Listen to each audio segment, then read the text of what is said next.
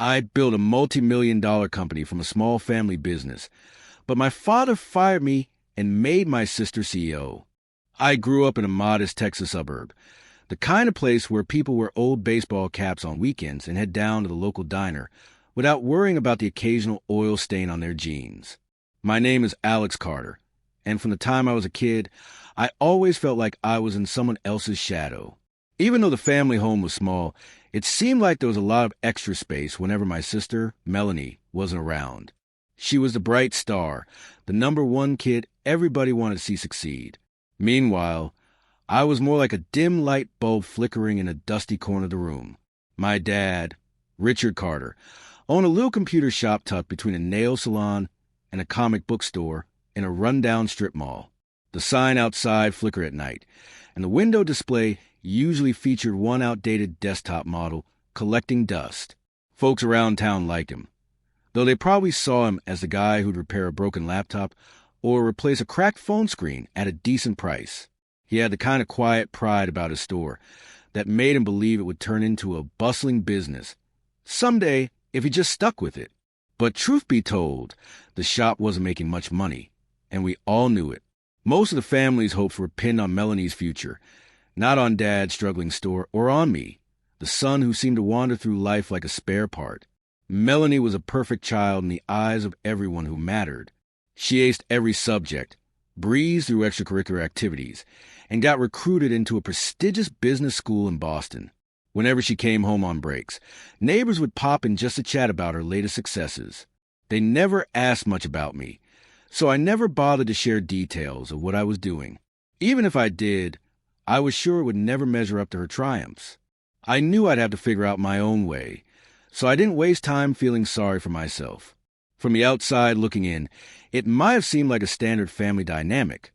The shining daughter, the struggling father who cared more about the store's survival than fun family vacations, and the overlooked son. Inside my head, it felt like I was stuck in the nosebleed seats while Melanie performed center stage in a packed stadium. Everyone cheered for her, including our relatives and my dad's buddies, who used to hang out at the shop. They spent more time talking about her potential than about the next gadget Dad would fix. Sometimes I wonder if anyone noticed I existed at all. I always sensed that Dad was disappointed that my interests didn't line up with what he considered lucrative. He respected technology. After all, he ran that small business with a handful of dusty computers, but he didn't see me as a future mogul or anything close. He seemed too busy worrying about bills and repairs, never quite considering that I might have a talent of my own. He poured whatever resources he had into making sure Melanie could study in comfort, and I completely understood that it made sense from a practical standpoint. She was a sure bet, and I was just there, a kid who had a slight knack for tinkering around with programs. Since I wasn't going to get any scholarships that paid for my dorm or textbooks, I juggled multiple part-time jobs while studying at a local college. On weekdays, I attended classes on computer science and general programming, and on weekends, I stocked shelves at a grocery store, making sure I had enough money to cover rent in the cheapest apartment I could find. My roommate at the time was a wild character who blasted music at random hours, so I'd escape to the library whenever I could. That was where I started messing around with small coding projects. Nothing big at first, just scripts that helped me organize my schedule or figure out ways to automate basic tasks. One day, I stumbled onto an idea while reading about how different businesses handle their stock and supplies. It seemed like a lot of small shops around my neighborhood had trouble keeping track of items that sold out fast or expired quickly. I was curious enough to start coding a little prototype for a system that would log and monitor stock levels in real time. It wasn't fancy, but it worked for the grocery store where I was employed. The manager told me that he appreciated having a better sense of what was running low. That was enough motivation to keep going, even though I didn't have any illusions of turning this into a massive hit. At least, not yet.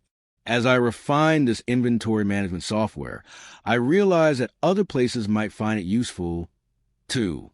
Over time, a couple of local businesses, like a small bakery and a nearby hardware store, heard about my program. They asked me to set it up for them. All of a sudden, I was receiving calls at odd hours with questions about customizing features or adding new modules to track specific items. My idea was evolving into something more valuable than the random projects I'd done before. Being busy with requests felt good because it meant I finally had a tangible skill people respected. I didn't talk much about it to my family, since I assumed they wouldn't really care. My dad was usually occupied with the daily grind at the store, and Melanie was away in Boston, charging forward with her big plans. But then, at some point, Dad must have heard from one of his friends that I developed a useful little system for small businesses around town. He didn't rush to applaud me or anything, but he did start asking questions about it. I could sense the skepticism behind his inquiries, as if he was trying to figure out if there was any real future in what I was doing. Some days later, he casually mentioned that I could swing by his shop and see if I could improve the way he tracked spare parts and repair materials. I felt a little spark of hope that maybe this was his way of acknowledging that I had a legitimate skill. So I brought my laptop over to his store. It smelled like dusty motherboards and cheap printer ink. The shelves were lined with used monitors, random cable adapters, and a bunch of those accessories people never buy. Dad hovered behind me as I typed lines of code, integrating an inventory module into his outdated system. He observed the interface, tested a feature or two, and then nodded slowly, as though he was thinking that maybe I wasn't a lost cause. That was my daily routine for a while, tweaking the code, listening to any feedback he had, and fine-tuning little bugs. It didn't happen overnight, but he gradually opened up about his own struggles with the store. He mentioned how frustrating it was to keep track of all the small items that customers needed for quick repairs. He admitted that if he ran out of a certain cable or motherboard, it meant losing that day's sale to a bigger competitor. My program gave him a kind of early warning system so that he'd know when supplies were running low, letting him reorder in advance. It was simple, but the payoff was big for a place as small as his. I wasn't sure how Dad felt about me or my program after I finished the first working version. He wasn't the type to shower anyone with praise. Yet one morning, I noticed a small but distinct shift in the way he talked about business in front of me. He seemed a bit more optimistic, even hinting that the store might expand its services beyond basic repairs. That was when I truly felt like the door was cracking open a little. I remembered thinking that if I could keep improving my system, I might prove to him that I was worth betting on. Maybe not as much as Melanie, but enough to be recognized as a valuable member of the family. A few weeks went by, and local news spread.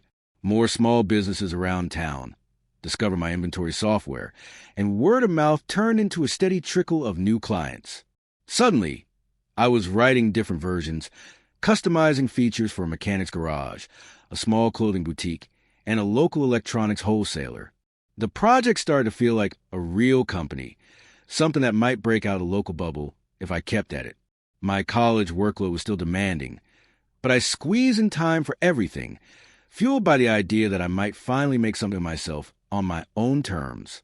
One day, I found Dad beaming at the store as he told me about how a slightly bigger tech shop nearby had noticed we were running a more efficient operation. It turned out they were curious about our system. I was stunned to see Dad looking excited, almost proud as he described how the new software kept our shelves well-stocked and our expenses relatively low. That was all the proof I needed to realize I was onto something more significant than I had ever imagined back when I was just scribbling code in the library. It was a strange but uplifting feeling to see that spark in his eyes. A part of me never believed it could happen. I had always felt overshadowed, a leftover piece of my own home, never the star. Yet here I was, watching my father show me, in his own guarded way, that he finally saw me as someone who could make a genuine impact. It wasn't a moment of fanfare or applause, but it was enough to inspire me to push further. I got my foot in the door, and now I wanted to build something that could stand on its own. My next steps were uncertain, but I knew I couldn't lose this momentum. A sudden wave of determination told me that I needed to prove I belonged in that world where real accomplishments were celebrated. I told myself that I would not let this opportunity slip away. As I walked out of that little computer shop at sunset, breathing in the hot Texas air, I sensed that everything might be about to change. For once, I felt more than an afterthought. I felt like I was on the right path, and it gave me a quiet thrill that was unlike anything I'd known before. I never told anyone how intense that moment was for me. It marked the first time in my life when I sensed that maybe I wasn't doomed to remain a footnote. I had waited so long to feel a genuine sense of pride radiating from my dad that I almost didn't trust it at first. But it was real. I held on to the idea that if the store thrived with my software, there could be a future where my achievements counted for something, even if Melanie's accomplishments always loomed large. And that's when I made my decision. I would keep improving my program, adding new features and marketing it to anyone willing to give it a shot. I wasn't sure how big it could grow, but I had a hunch that if I just kept at it, maybe one day it would be more than a local curiosity. I clung to that moment of validation, determined not to let it fade into wishful thinking. Little did I know, that wave of success was going to carry me into an entirely different world, one filled with just as many pitfalls as triumphs. I remember stepping out onto the sidewalk, bags slung over my shoulder, feeling a rare sense of hope. The sun dipped below the horizon, and a car horn blared somewhere off in the distance. It seemed like every little detail was heightened, reminding me that this was my life, my chance to stand up and be seen. There was no way I was going to let it slip away. For the first time, I allowed myself to dream a little bigger, imagining a future that would surprise everyone, especially me. Something inside told me that things would never be the same. I was determined to hold on to the promise of that moment, ready to face whatever came next. I didn't know it then, but I was about to discover how quickly circumstances can evolve, pushing me to grow beyond anything I'd ever anticipated. The road ahead would bring challenges I wasn't prepared for, but I felt more alive than ever. I was finally ready to try, even if it meant risking everything I thought I knew about myself and my family. This was the start of something new, and I could feel it brewing, like a storm gathering just over the horizon. I couldn't wait to see how far my efforts would take me, and I sensed that maybe, just maybe, I was about to prove my worth in a way no one else expected. The excitement in my chest reminded me that there was only one direction to go now, and that was forward. I remember the day I officially finished college, as if it were a snapshot in time. The second I stepped off the stage, I had already mapped out the next few years of my life in my head. Staying idle was never an option, so I dropped straight into a work schedule that had me living on energy bars and cheap coffee. The original plan involved sticking around Dad's store for a while and refining my inventory management software, but it evolved into something way bigger than I expected. Before I knew it, the humble little computer shop morphed into a thriving tech startup called Carter Innovations. The name felt ambitious, but I decided it was time the family reached past the confines of that aging strip mall. For 5 years, I ran on adrenaline, long nights, and the occasional scolding from my landlord about the bizarre hours I kept. My first office was basically a small back room in the shop, which I transformed into my personal command center. Sleeping on an old couch while listening to the hum of leftover servers felt like an odd sort of luxury. With no employees to handle the grunt work at the start, I juggled everything from coding to hauling boxes of refurbished monitors. It wasn't glamorous, but I loved it. The more hours I poured in, the more I felt I was carving out something uniquely mine. Months rolled into years as I refined the software, pitched it to more businesses, and slowly built a solid client base. It amazed me how quickly word spread once a couple local stores sang our praises, especially in a place like Texas, where folks actually talk to their neighbors. After the initial buzz, I put every dime I earned back into the operation. I could have bought a nicer car or a better place to live, but I stuck with my battered old truck and cramped apartment, so I could keep funding expansions. My thinking was pretty straightforward. If I was going to grow this company, I had to act like every penny mattered.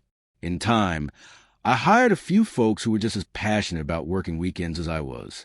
They believed in the product, and that belief fueled them to pull the same crazy hours I did. Dad's reaction was interesting. On one hand, he liked having a bustling office in place of what used to be a lonely store, but on the other, he was used to a small-scale operation. Watching me grow Carter Innovations from a local outfit into something that could negotiate real investor deals left him in a state of cautious pride. He sometimes wandered in, offering old-school business tips he picked up from running that dusty shop, but the pace of the tech world often baffled him. Still, seeing me juggle negotiations and product launches made him stand a little taller, which was a sight I learned to appreciate. Things really took off around the 5-year mark. We landed a contract with a regional chain of electronic stores, one that had shops spread across multiple states. Suddenly, we were no longer some backyard tech experiment. The jump in revenue was huge, and my days turned into a blur of phone calls, software updates, and frantic flights to meet new clients. By the end of that year, we had a swelling bank account and a handful of serious investors. It felt surreal to check the company's financial statements and see numbers that didn't seem remotely possible a few years prior. At that point, struggling local kid no longer fit my description. Now I was the face of a fast-growing startup, a role I never dreamed would be mine. But like anyone in the startup world knows, success can attract unexpected complications. Right around the time we started landing the big money deals, my sister Melanie waltzed back into town. She arrived as if she'd been tracking my progress with a stopwatch, waiting for the perfect moment to show up. She had always been the star in the family, with a shiny business degree from Boston. I expected to cross paths eventually, but the way she materialized felt a bit too convenient. She knocked on my office door one morning, wearing a carefully curated outfit and sporting a smile that suggested she was ready to take charge. There was no direct explanation for why she had chosen that moment to come back, but she made it clear she wanted to help the company. The funny part was, I never heard her mention Carter Innovations before we started raking in real money. She spent years blazing her own trail in places like New York and Los Angeles, presumably scoring jobs that promised big salaries and corner offices. Then, all of a sudden, she was planted in front of my desk, telling me about fresh ideas to expand the brand. The surprising bit was how Dad reacted. Instead of inviting her to observe first or letting her ease into a role, he stepped forward and declared that she should be co-CEO. No probation, no testing the waters, no sideways glance to see if I was okay with it. Just a snap decision, like he was tossing me a casual suggestion to pick up milk at the store. It stung more than I wanted to admit, but I initially pushed that aside. I told myself that maybe having someone with a formal business education could actually help. After all, she had that fancy degree and probably more knowledge of corporate strategy than I did. So if Dad believed it would take Carter Innovations further, I was willing to roll with it. I rationalized that I'd stay focused on the product and keep everything running behind the scenes. She could handle press, investor updates, and all that public-facing stuff that made me squirm. However, that arrangement started shifting almost immediately. In a matter of weeks, Melanie became the star of every investor meeting. She was the one scheduled to appear on business panels and local TV segments. I got invited to fewer and fewer discussions where major decisions were being made. Even the staff, many of whom I hired personally, started looking to her for final approval on things that fell under my domain. It felt like I was being phased out of my own creation in real time, and it was startling how quickly it happened. There was no confrontation or dramatic conflict. It was more like a slow fade where I became background noise. Investors started calling her to get updates, and she would deliver polished presentations with a confidence that overshadowed my straightforward approach. She had a knack for telling a compelling story, weaving buzzwords and figures into a neat package.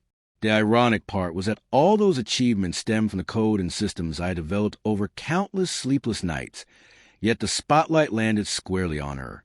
My father, enamored by her polished style and old habit of surpassing all expectations, seemed more than happy with the new arrangement. The tension built up in ways that felt subtle but heavy. Employees still respected me, but now they saw two CEOs with very different perspectives. I was a grounded one who loved digging into the technical weeds, while Melanie charmed the press, signed deals, and moved us into a bigger downtown office without asking for my input. The expansion was no small thing, but I found out about it at the same time as everyone else, via an all-staff email outlining the details of the new building. I skimmed through the paragraphs describing how it was a sign of our maturity as a company, feeling a pit form in my stomach. I wasn't even sure what my next move should be. The strangest part was hearing her talk in interviews about the vision for Carter Innovations, giving the impression that it was a joint dream we had always shared. She addressed the cameras with a tone that suggested she had been part of every late-night code session, every tough meeting with early clients, and every frustrating revision of the software. It felt like watching a rework of my own life story, but recast with her as the creative force behind everything. The sinking realization hit me that, to the outside world, she was now the protagonist. I was a side character who occasionally popped up in the credits. Melanie's new media presence turned her into the face of our startup. Magazines and news outlets loved her background. Small-town genius returns from the big city to transform a local business into a contender on the national stage. It was a neat narrative, so everyone ate it up. At first, I tried to take it all in stride. After all, the company was thriving, and I was still the one writing new code, improving the software, and guiding our tech team. The money was rolling in, morale was good, and the brand was hotter than ever. But in quiet moments, I found myself itching to speak up, to prove that I was a real engine behind the company's success. Yet Dad seemed thrilled that Melanie was propelling the business to new heights. Her partnerships and expansions brought big returns, and he liked seeing the Carter name glowing in the limelight.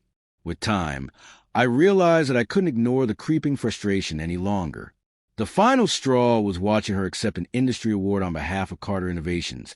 Standing on a stage I felt was more rightfully mine. She rattled off stats and joked about the early days in a way that made it sound like she was the one who overcame sleepless nights. The crowd lapped it up, applauding her as if she were a lone pioneer.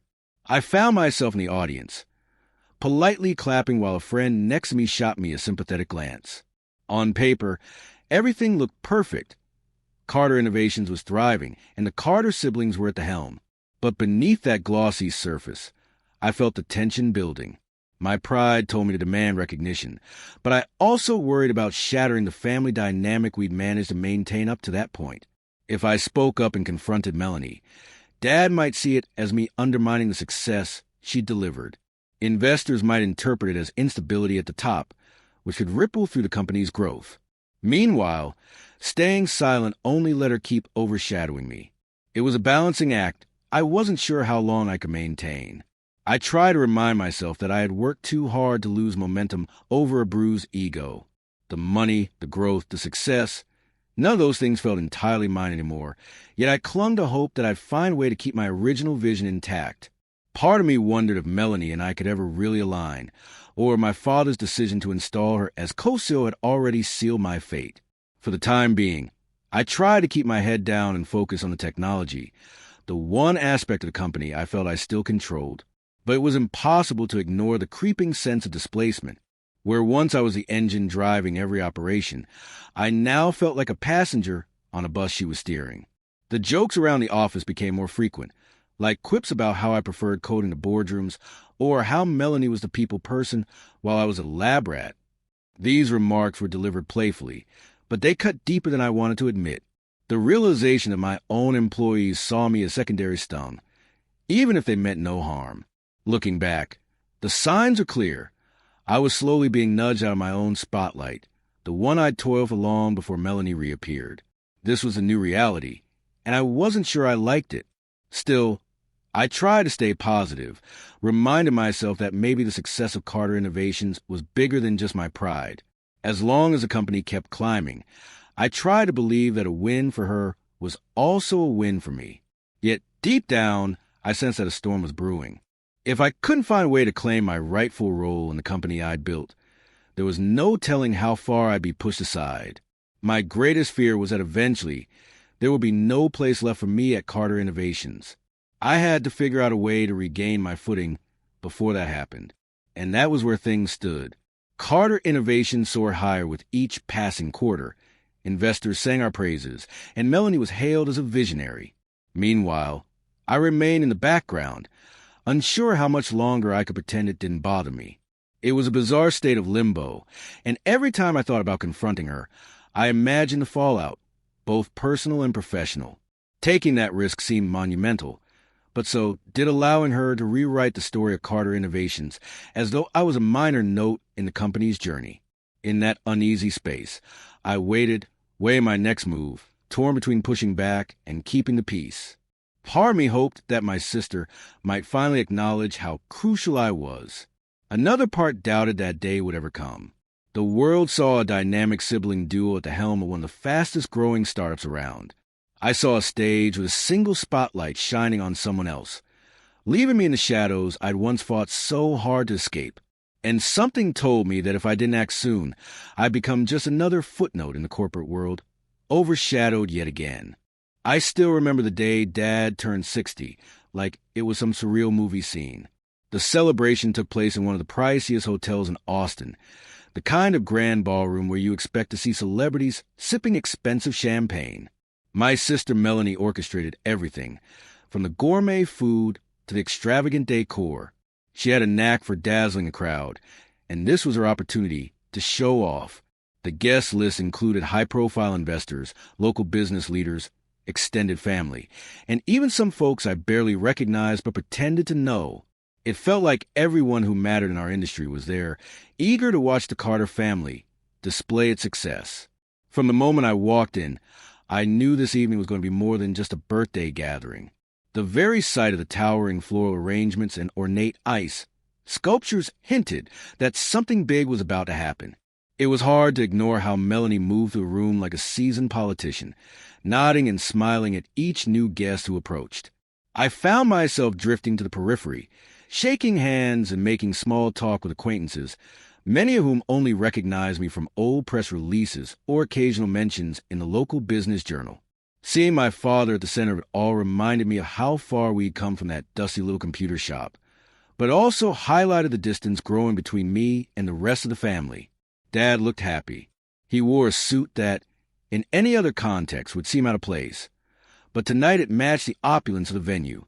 The guests showered him with congratulations and heartfelt tributes to his life's work. For a fleeting moment, I felt proud to be there. He deserved some acknowledgement for raising 2 children, who had managed to steer a small-town operation into a multi-million-dollar enterprise. Part of me hoped this event might mend some fences, maybe even bring us closer. I had no illusions that things would magically revert to how they used to be, but I believed there was room for a peaceful balance if we handled the situation right. The music lowered at one point, and Melanie made her way to the stage. Everyone went quiet. She had a commanding presence that made people listen, even if they had no clue about the finer details of our business. The announcer introduced her with a glowing summary of her credentials, painting her as a visionary who had guided our company from a modest startup to a player in the tech world. There was no mention of how Carter Innovations existed long before she arrived, fueled by countless nights I spent alone, hammering out code. I tried not to let that sour my mood. After all, this was supposed to be Dad's big night, not my personal therapy session. As Melanie took the microphone, I sensed a wave of anticipation rolling through the crowd. She thanked everyone for attending, offered a light-hearted nod to the family's journey, and congratulated Dad on turning 60 with a flourish that made the audience chuckle politely. I began to relax, thinking the evening might pass without incident. Then she shifted the focus to the company's future. Her tone changed slightly, as though she had been rehearsing this moment for weeks. My stomach twisted in a knot, and I noticed a few investors near the front edge of the stage leaning forward, eager to catch every word. She made an announcement that turned the entire atmosphere on its head. She stated she was assuming the role of the sole CEO of Carter Innovations. She framed it as a logical step forward, something about consolidating leadership for the sake of efficiency. She said she appreciated my technical contributions, but in her opinion, I lacked the leadership qualities necessary to handle an executive role in a rapidly evolving market. She used phrases that sounded polite on the surface, but the implication was clear. I had just been demoted in public, stripped of any co-leadership title I had held. The air in that grand ballroom seemed to freeze. I caught sight of Dad, standing to the side with a fixed smile. He gave no sign of protest, offered no defense of my record as the founder who built the backbone of this company. The hush that fell over the room felt deafening, despite the crowd of onlookers. Every face I looked at wore some blend of curiosity or polite confusion. Some people seemed to be waiting for me to explode. Others looked uncomfortable, probably realizing how inappropriate it was for such a personal shakeup to happen at a public celebration. For a split second, I entertained the idea of grabbing a microphone and laying out the real story. I pictured myself recounting how I once slept in the office, coding inventory systems that made the company what it was. I imagined highlighting the sleepless weekend spent negotiating deals before Melanie even cared about Carter Innovations. A part of me was furious at the brazenness of this stunt, especially on Dad's birthday. It was a calculated move, and it worked. She had me cornered in front of an influential audience, with no graceful way to object. A meltdown would undermine not only me, but also the company's reputation, and I couldn't afford that. In the end, I swallowed my anger. My heart pounded in my chest, and I felt a wave of embarrassment wash over me. By the time Melanie concluded her speech, the audience had erupted into polite applause. Some looked uncertain about whether to clap, but did it anyway, because that's what social situations demand. I glimpsed a few people glancing in my direction, possibly expecting me to react. I forced a neutral smile, reminding myself that losing composure could cost me any remaining goodwill I had within the organization. She left the stage, triumphant in her carefully choreographed move. Dad walked over to congratulate her, placing an arm around her shoulder while beaming at the guests, as if this outcome was perfectly acceptable. My stomach churned. I recalled all the times I'd yearned for a hint of validation from him, each memory now tainted by the sight of him cheering for a decision that effectively elbowed me aside. In that moment, it dawned on me that this might not be Melanie's game alone. He might have supported her from the start, trusting her polished business approach more than my scrappy brand of innovation. The party continued as if nothing monumental had happened. Waitstaff in crisp uniforms passed around platters of artisanal appetizers. Guests resumed their conversations, and the music picked up again. My mind raced with conflicting thoughts. Should I confront Melanie directly? Should I walk away and never look back? Should I gather the employees who still believed in me and mount some form of internal resistance? Ultimately, I took a deep breath and made a different call. I decided not to create a scene, especially not on my dad's birthday. I walked over to him, smiled stiffly, and handed him a gift bag containing a vintage watch I had spent weeks tracking down. He thanked me with a polite nod. There was a flicker of uncertainty in his eyes, as if he wondered what I was thinking. But he didn't speak up or clarify his stance on what had just transpired. The moment felt hollow, like a set piece in a play where everyone was pretending the script made sense.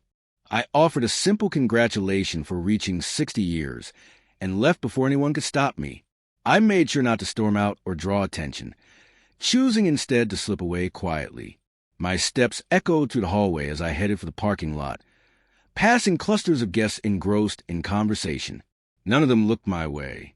They were too busy talking about the announcement, analyzing what it meant for Carter Innovations, or praising Melanie for her business savvy.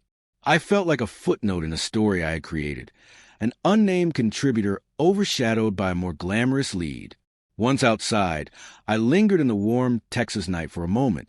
The distant hum of traffic on the freeway merged with the faint music still emanating from the ballroom. A wave of disappointment washed over me. As I stood there, I recalled all the years I spent building my dream, only to watch it hijacked in front of a crowd. It felt like a punch to the gut, but I reminded myself that letting anger take over would only make me lose more than I already had. The world had seen me removed from my leadership position by my own sister, while my father signaled approval with a tight smile and silent nod. I drove home with my mind spinning. The swirl of headlights along the freeway made me feel disconnected, like I was watching someone else's life story unfold. Eventually, I reached my place, stumbled into my makeshift home office, and sank into the worn-out chair by my desk. I stared at the wall, half expecting some flash of clarity to break through. Instead, the realization took hold slowly, like an anchor dropping into deep water. I had lost control of Carter Innovations. I had lost the chance to shape the company in the image I had always envisioned. Worst of all, I felt like I had lost Dad's support in one fell swoop. Yet somewhere in that maze of disappointment, a determined spark began to stir.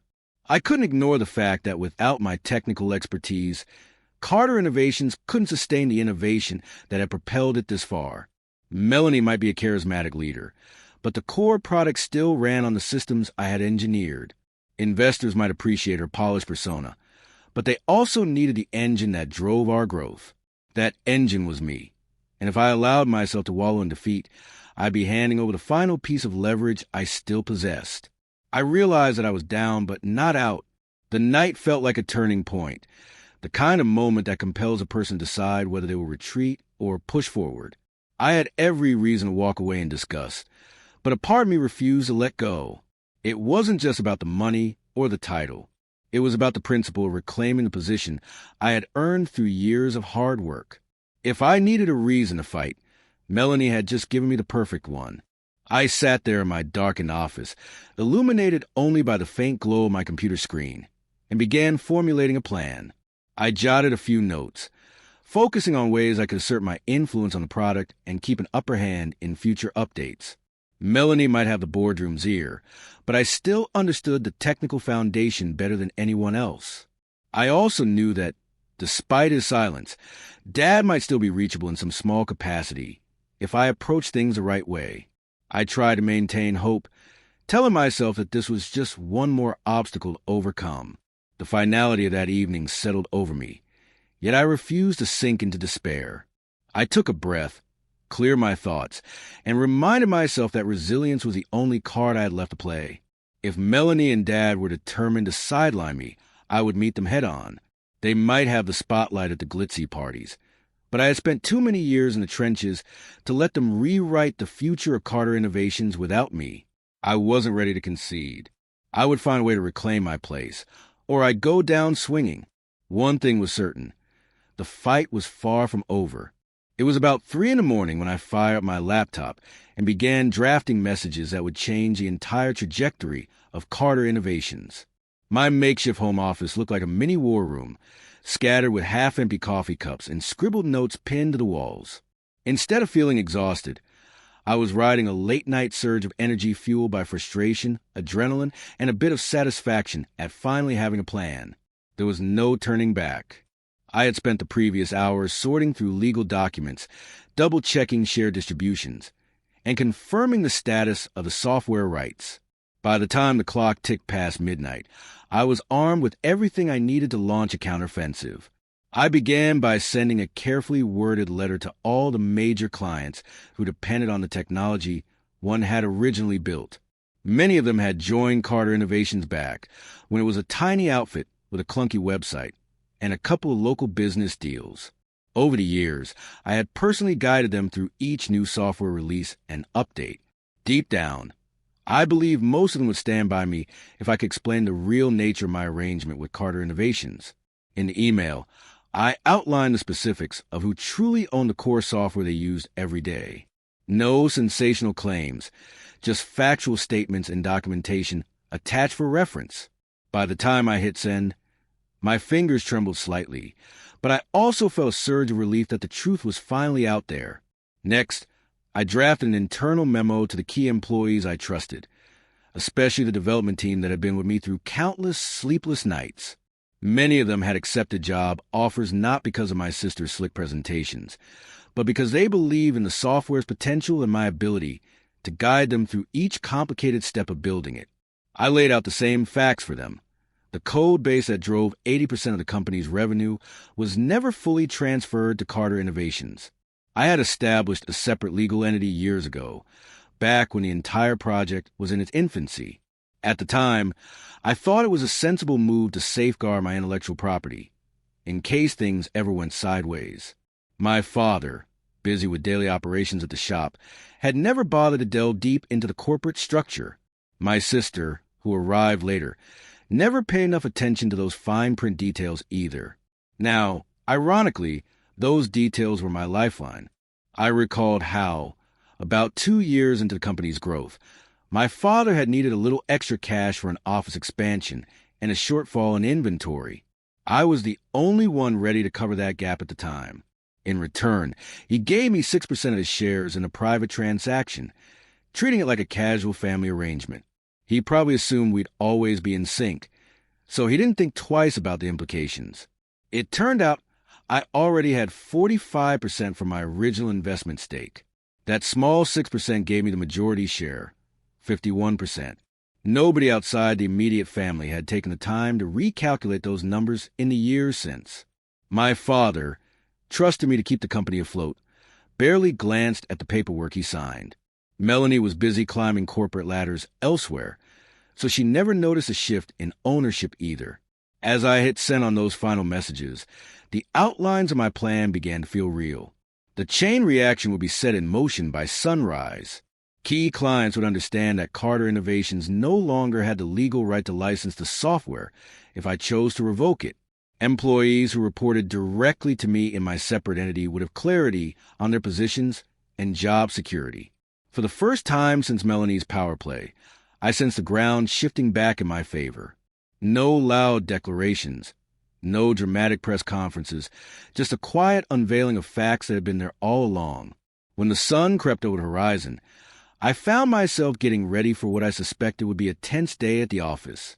The drive over felt strangely calm, as if my brain had decided that I'd done all the panicking I could handle for one night. My old truck rumbled through morning traffic, passing drivers on their way to regular 9-to-5 jobs.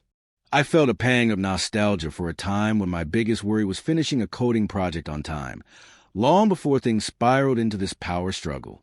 The cityscape slid by as I rehearsed how I would handle the confrontation about to unfold.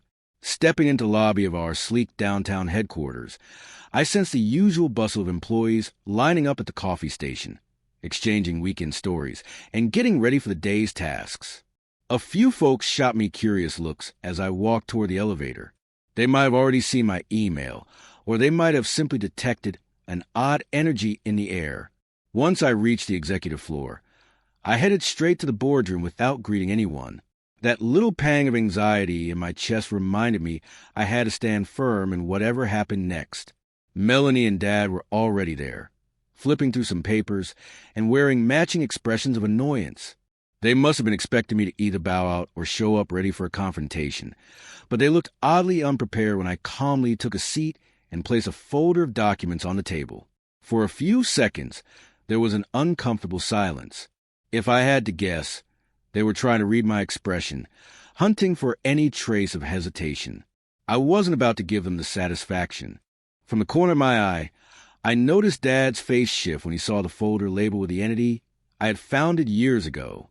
Melanie's glare stiffened, and she flipped to a page that clearly outlined a separate licensing agreement for the software. Without me needing to say a word, the reality was spelled out in black and white. Carter Innovations did not own the most profitable product in our portfolio. The investors might have assumed otherwise. The press might have assumed otherwise. But legally speaking, that code base belonged solely to my private corporation. In other words, if I walked out of the building that morning and took my software with me, Carter Innovations would lose a massive chunk of its business. The mood in the room shifted from irritation to alarm in record time. Melanie skimmed the text, no doubt searching for a loophole or an angle she could exploit. Dad looked like he was reliving the moment he signed those shares over to me, possibly wondering how he could have overlooked the significance of that deal. Before either of them could launch into damage control, I calmly point out that I also retain a 51% majority stake in Carter Innovations itself. That was the second bombshell, effectively confirming that all the swagger my sister had displayed at the birthday party was built on a precarious assumption that nobody had revisited our ownership structure. There was a sense of collective panic as I explained the situation. I painted a clear picture. If the software rights and the majority shares were tied to me, then Carter Innovations couldn't continue its operations the way Melanie had planned unless I approved it. The revenue streams depended on the code I had created, and the staff who maintained that code looked to me for guidance. Investors might be dazzled by Melanie's presentations, but the technical foundation required my ongoing support.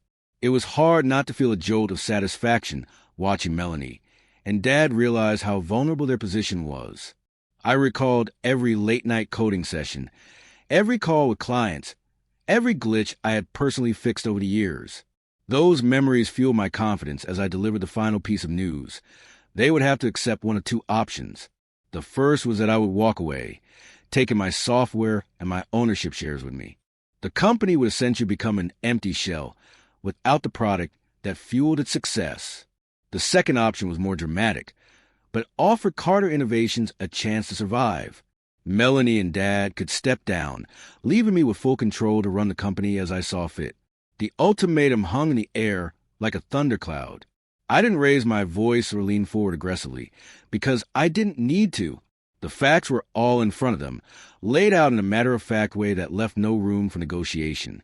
When I glanced around the room, I noticed a small group of employees, some from legal, some from management, peering in from the hallway, trying to gauge what was happening without crossing any lines.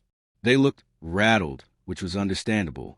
They had joined Carter Innovations, expecting a stable environment. Now it appeared that the entire structure could collapse based on how this conversation ended. A swirl of conflicted emotions bubbled under my calm exterior.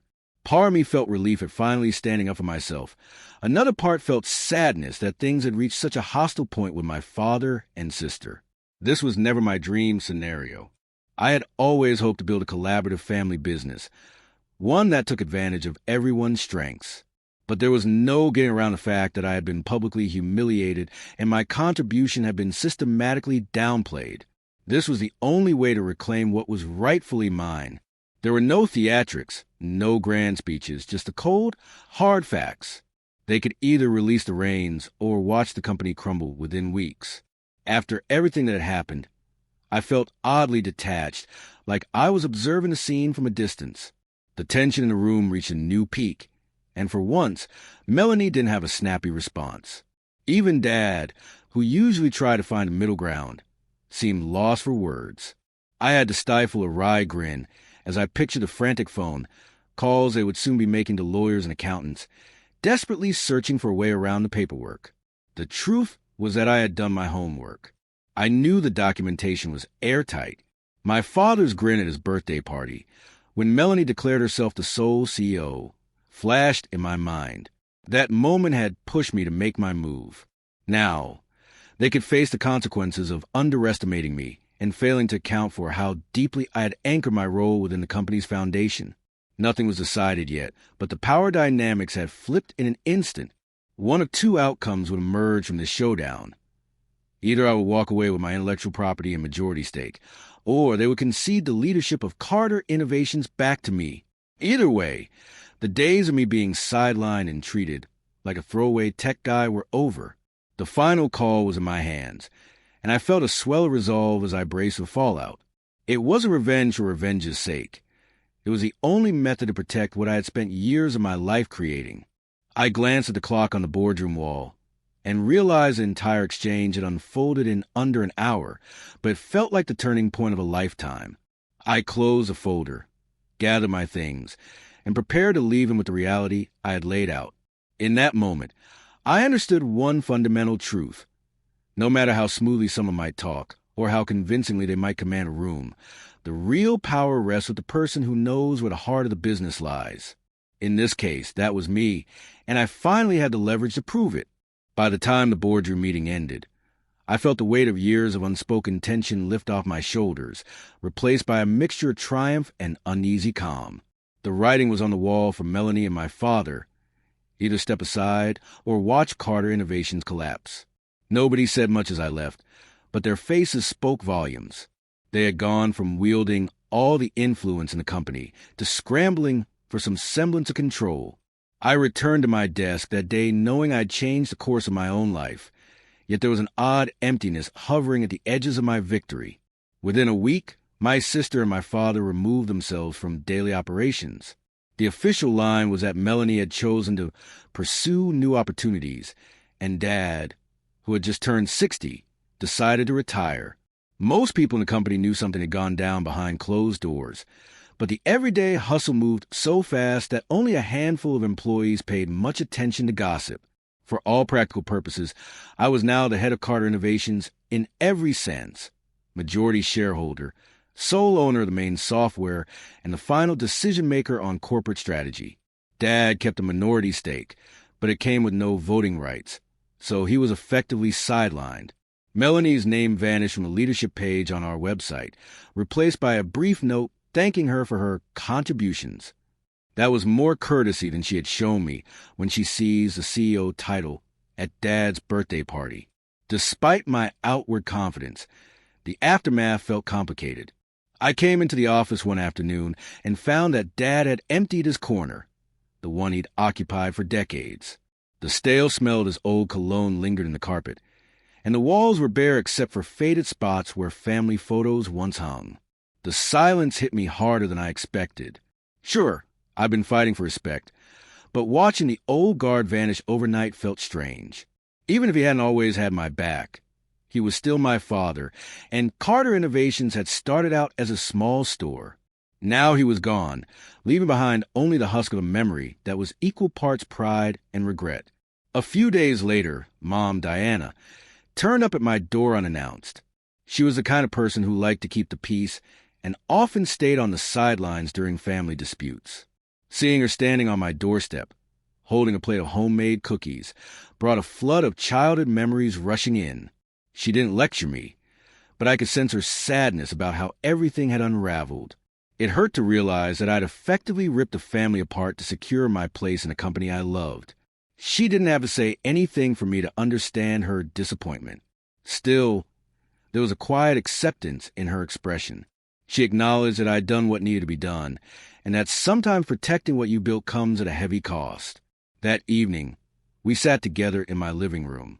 I found myself explaining my side of the story, even though Mom probably already knew every detail. She rested her hand on mine and nodded at the right moments, letting me know she understood my reasoning. I was grateful for that, yet I couldn't shake the realization that my choice had effectively shattered the Carter family dynamic.